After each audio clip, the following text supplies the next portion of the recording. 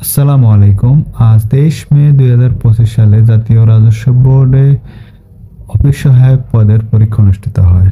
এই পরীক্ষাটির সময়কাল ছিল 1 ঘন্টা, যার পূর্ণমান ছিল 60 মিনিট। এই ভিডিওতে এর বাংলা অংশের সমাধানটি দেখাচ্ছি।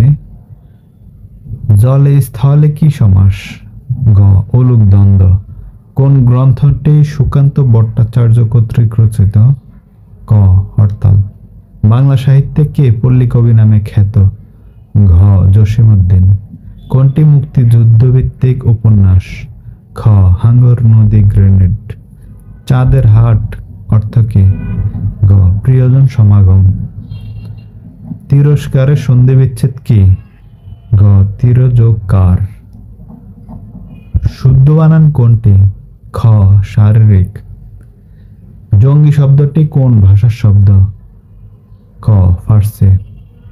ইতরের বিপরীত শব্দ কোনটি? ঘ. ভদ্র। ভানু সিং কার ছদ্মনাম? ক. রবীন্দ্রনাথ ঠাকুর। শরৎচন্দ্র চট্টোপাধ্যায়ের জন্ম কত সালে? গ. 1876 সালে।